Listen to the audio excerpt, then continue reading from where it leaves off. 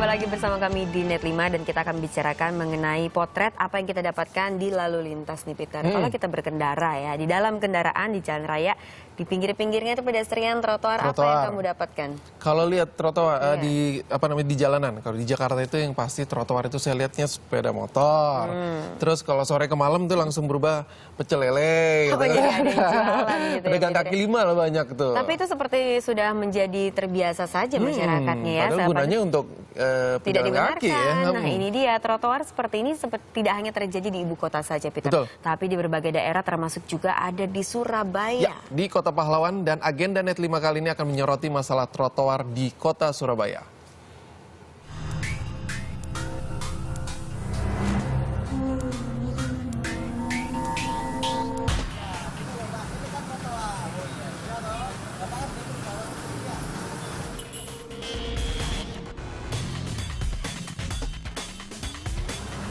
Soalnya lewat sini toh, ini kan trotoar. Ya, itu kebiasaan ya. Ya. Loh, kan mau mompa itu. Mompa apa?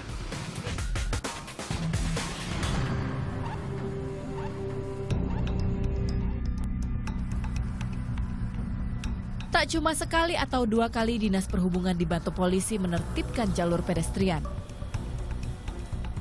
Namun, sejumlah warga tetap saja membandel. Padahal pedestrian atau trotoar yang dibangun Pemkot Surabaya adalah hak pejalan kaki. Pemerintah Kota Surabaya telah membangun kurang lebih 47 titik jalur pedestrian.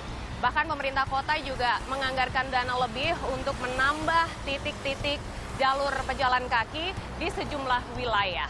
Seperti yang saya lakukan, menikmati berjalan di salah satu jalur tersebut yang berada di jantung kota.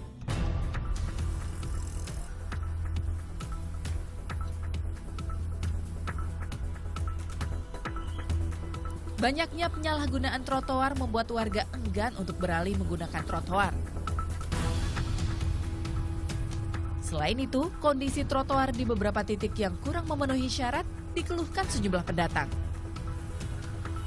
Enggak sih, soalnya terlalu sempit ya, takut ke geser mobilnya. Jadi agak agak kurang nyaman aja. Kurangnya seperti tempat perlindungan seperti itu. Nah, contoh kayak ini udah bagus, udah ada pohon-pohon gitu kan. Kalau untuk kedepannya mungkin ini bisa membantu untuk pejalan kaki, karena kalau kita melihat keadaan sekarang kan, itu sangat panas. The biggest difference between sidewalks in Surabaya and in the US is probably the material. So here the sidewalks are made from tile, just like the floor of a house. But in the US, the sidewalks are just made from concrete.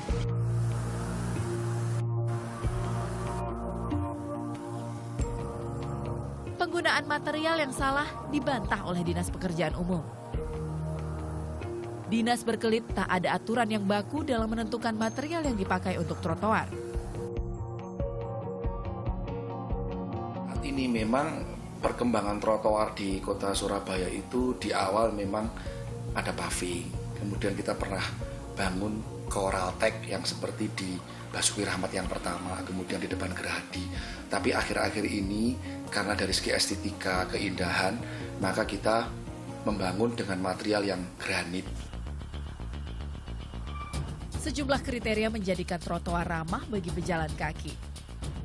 Ketinggiannya secara umum diharapkan dia tidak kurang dari 20 sampai 25 cm idealnya dari permukaan jalan, supaya ada perbedaan tinggi yang menjadi pembatas antara jalur kendaraan dengan jalur pejalan kaki. Kemudian kalau bicara lebar, kalau bicara ideal minimum itu idealnya 2 meter. Walaupun pada kasus tertentu misalkan jalannya tidak memungkinkan atau jembatan atau terowongan, kita dimungkinkan membuat hanya 1,5 meter misalkan, hanya untuk evakuasi jika ada eksiden. Tetapi kalau semakin besar teoritis ya harusnya akan lebih baik untuk pengguna jalan, misalkan 3 meter atau lebih. Gitu.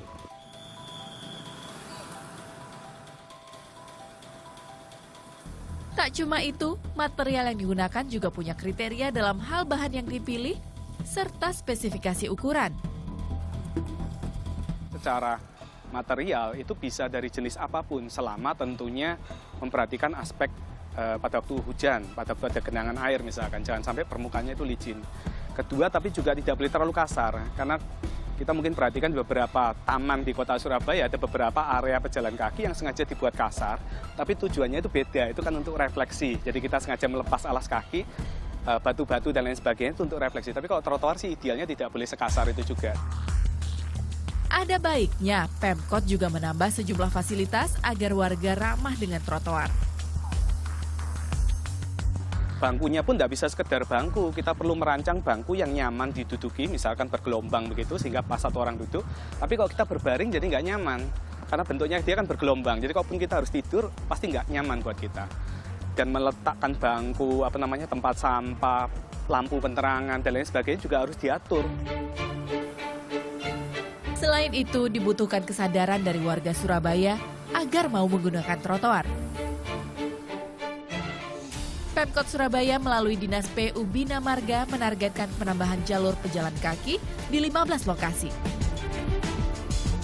Penambahan ini tentunya tak akan dirasakan manfaatnya jika tidak ada kesadaran bersama dari warga kota untuk menjaga fasilitas yang ada.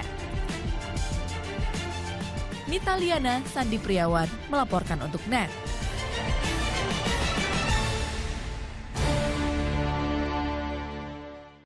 Jadi uniknya Pemkot Surabaya juga membuat tim, namanya tim odong-odong nih. Itu dalam arti apa tuh, Peter? Itu tim odong-odong sebenarnya Satpol PP. Jadi dia untuk membersihkan, untuk menertibkan ini pedestrian, mulai dari pedagang kaki lima, yang parkir liar juga, sampai warga yang membuat ketidaknyamanan warga yang menggunakan pedestrian misalnya. Nah, itu dia. Tapi harus juga diingat, kalau tadi kan membicarakan tentang fasilitas ya. Jangan cuma fasilitas yang untuk pemugaran saja, tapi harus diingat bahwa teman-teman kita yang difabel itu juga membutuhkan fasilitas untuk trotoarnya itu, termasuk ada jalur atau tanda khusus. Jadinya semuanya mendapatkan fasilitas yang sama untuk kenyamanan kita bersama, Peter. Iya, karena pada saat ini yang dirugikan itu salah satunya ya teman-teman yang berkebutuhan khusus ya, apalagi yang menggunakan kursi roda. Kita misalnya ada tiang-tiang di ujung-ujung trotoar itu yang untuk menghalau motor sebenarnya kan, tapi tidak bisa digunakan atau dilalui sama pengguna kursi roda. Nah, itu jadi dia. ada yang dirugikan juga kan? Nah, itu dia. Namanya yang ada dirugikan itu menjadi PR kita bersama, bagaimana untuk pemugaran dan juga memberikan fasilitas baik-baiknya kepada semua warga.